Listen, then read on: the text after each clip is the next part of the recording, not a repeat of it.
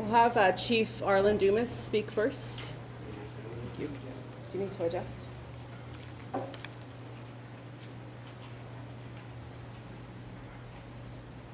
Take questions after. Yes, good afternoon. Chief Arlen Dumas, Mathias, Colomb, Cree Nation, Puckawaga, Manitoba. I just wanted to come and share what has transpired in regards to this issue with my community. Over the past 5-6 years, we've attempted numerous times through email, through meetings, through correspondence to assist with dealing with this issue, which impacts our constitutionally protected rights, interests of the Mathias, Colomb, Cree Nation, our treaty rights, our inherent rights, in a meaningful way with the province and HudBay. Regardless of our best efforts and our best intentions, there have been no results. While the company is willfully expending hundreds of millions of dollars, my community still remains in poverty. We still remain managing the poverty that we have to contend with every day. I acknowledge my community for being supportive and allowing me to work through this process in order to attempt to better their lives and the lives of everyone that is impacted by this issue. HudBay has been operating on our traditional lands for well over 80 years. They've operated 26 mines. They've harvested $150 billion worth of natural resources from our territory, and not a cent has come into our community. There's no legacy of HudBay exploiting our resources in our territory, and those days are over. I have to appeal to my membership from Burntwood, from Sheridan, from Cormorant, who are going to become instantly criminalized if HudBay is awarded this decision by the courts that they've brought forward today. We've attempted to work in a meaningful way, in a constructive way to deal with this issue, but they have come down with an anvil through the court system to quash our constitutionally protected rights, and that cannot be allowed to happen. It's very heavy-handed. Not only are they wanting to sue us for millions, they're wanting to place me in jail and any of my community members. It's completely unacceptable that on one hand we're told we need to respect the rule of law, but in the same breath we're bending rules for big business and corporations. Today was sort of a last effort that at least our story could be told, that we would have an opportunity in a just way to relay our side of the story, to relay our message, our history, the fact that everything that we've done has been in good faith, everything we've done has been respectful, we've been peaceful, we do not want to harm anybody. We heard issues of safety were brought forward when all the issues that I've heard had to do with somebody's bottom line and had nothing to do with safety and protecting people like we have. I was called a child today in court. I was spoken to like an insolent little baby, and I was told that I could be thrown out of the court faster than I would know that my head would spin.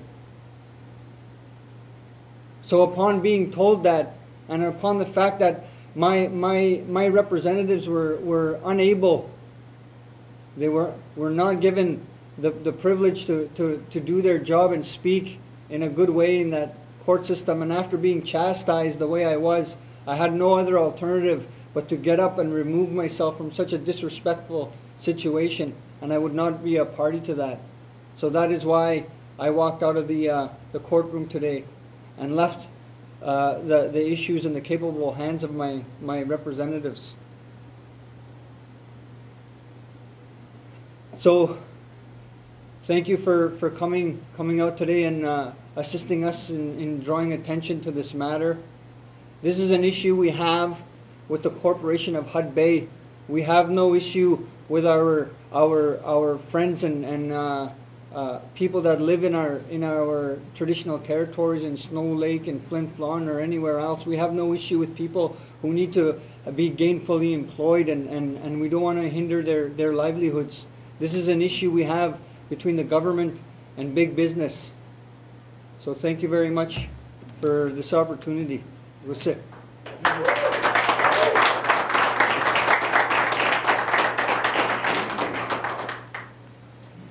I'd like to invite AMC Grand Chief Derek Nepanak. Thank you.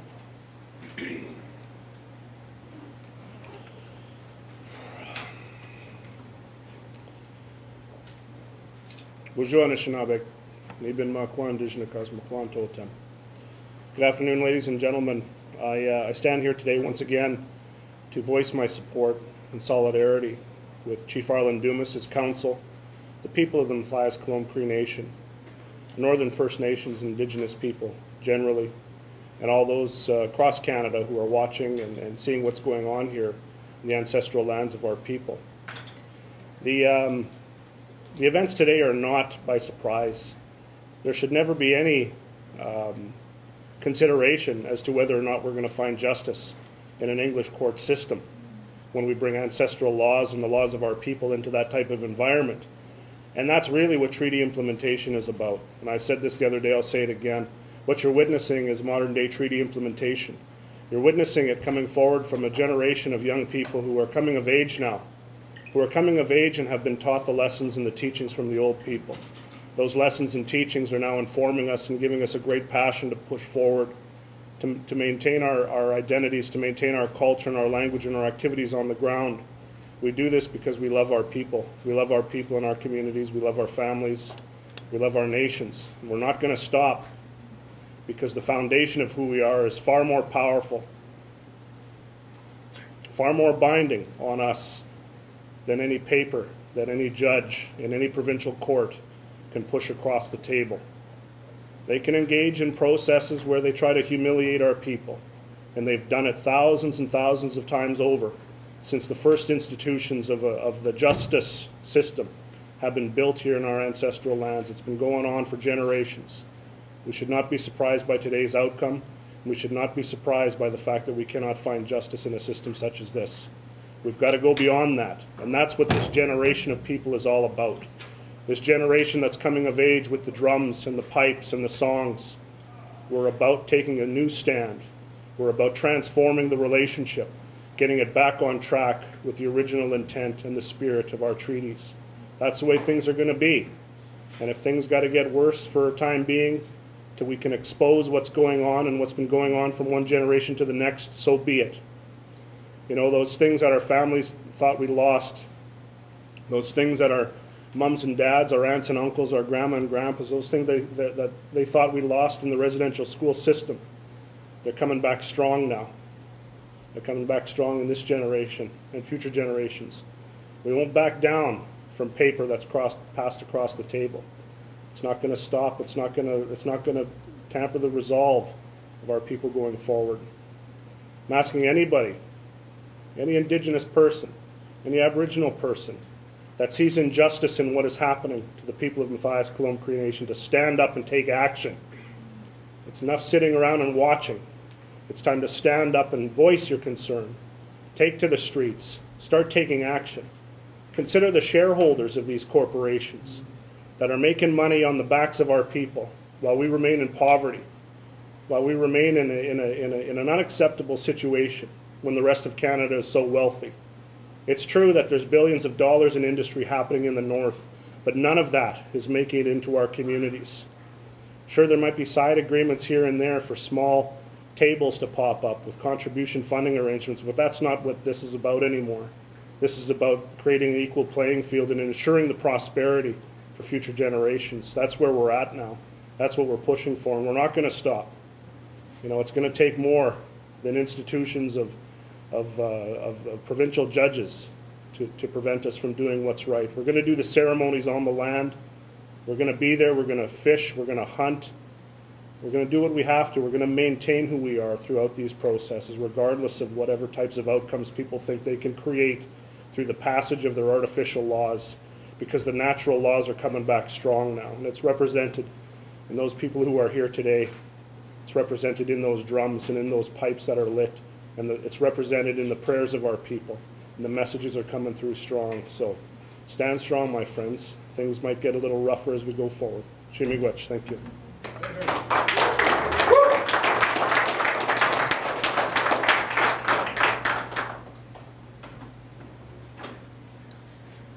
Now we want to invite Pam Palmater here, who's a good friend to Manitoba and our First Nations leadership.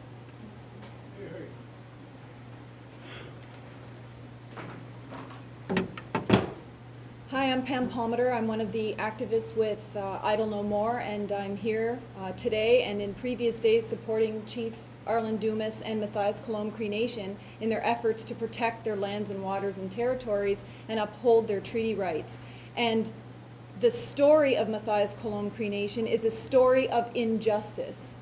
The fact that we have a community living in one of the richest areas of this province who is one of the most impoverished. 25 people living to some of the homes in their community, yet HudBay is literally pulling out billions of dollars off of their traditional unceded territories. But the injustice continues from there, because when Chief Arlen Dumas reaches out, like a good treaty partner does, and says, we want to talk to you, we want to talk about sharing, we want to talk about working together, he's denied over and over and over and over again. Instead, they keep him appeased. They keep him busy in meetings, busy writing letters, and not responding to him. That's an injustice when our treaties are constitutionally protected. His Aboriginal and inherent rights are constitutionally protected. But the injustice continued further today in the courtroom when we went in there expecting to have justice, just a fair hearing. That's all that Chief Dumas and the rest of us were asking, was a fair hearing. And instead, what we saw was a disgrace to the Canadian legal system. We saw a judge openly in court, in front of all of our supporters, berate a chief because our supporters weren't happy that the judge kept interrupting our lawyer. We were timing it on the courtroom clock. Our lawyer could hardly speak 10 seconds at a time. Yet the HudBay lawyer didn't have to speak. The judge made all of his arguments for him. And when he did speak, he spoke for 45 minutes uninterrupted. He called the cooking of fish that we did at our peaceful gathering on January 28th and March 5th volatile, violent, and mischief. His mind was already made up before we ever entered that courtroom. So a decision was made amongst all of the supporters and Chief Dumas that if this continued, if this behavior towards our people, and keep in mind how disrespectful that is to all of the Idle No More, AIM supporters, and all community members who came out there to listen and hear both sides of the story. That if this continued, we wouldn't stay because we know it wouldn't be a fair hearing. And that's exactly what happened. The judge continued to interrupt our lawyer. He couldn't finish a sentence, so we left. And we went to try to meet with officials at HudBay. And what did they do? In another heavy-handed move, they contacted the office building where we were going to go and told security that we were on our way and we were violent. They locked us out. We couldn't even go meet with HudBay officials. So when you hear them in the media talk about wanting to reach out, wanting to sit down at the table, wanting to come to the table in good faith, know that this is what good faith means to HudBay in the province of Manitoba. Suing the most impoverished people in this country for hundreds of millions of dollars. For what? For standing up for the health of the lands and waters in this country for Canadians and First Nations alike. So justice denied for Mathias Colomb Cree Nation is justice denied for all Canadians. And we're here to stand up for that. Thank you.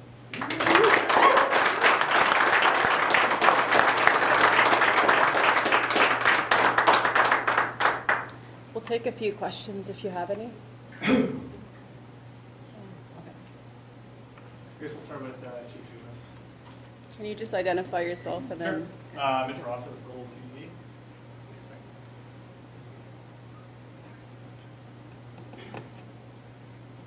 Perfect. I guess we'll begin. How did you feel when the judge was saying those remarks to you and led to you walking out of the courtroom?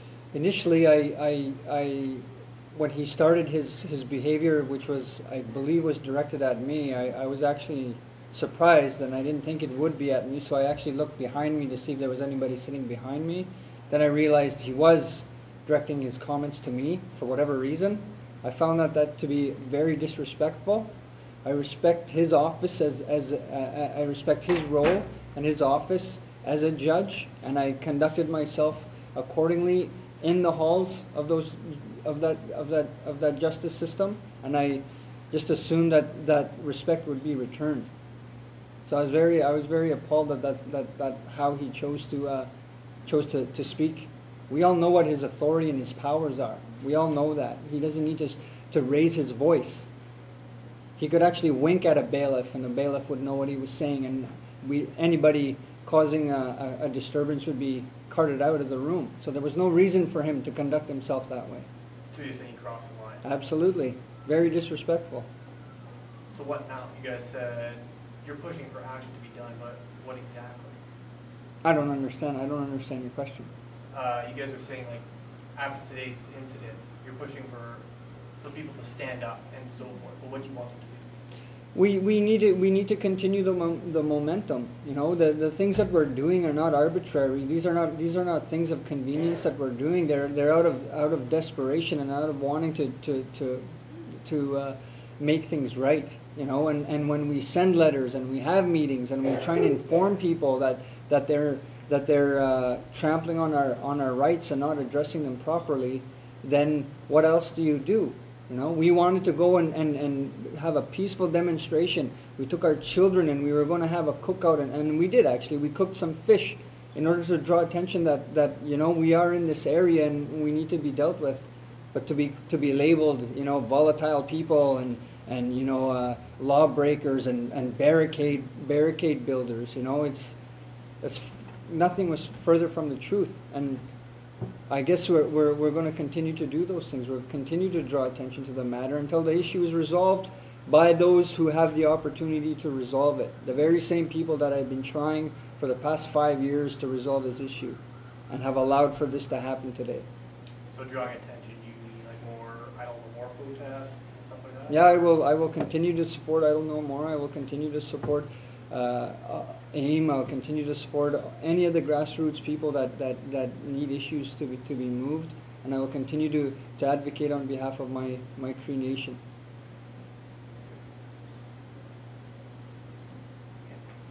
Thank you very much.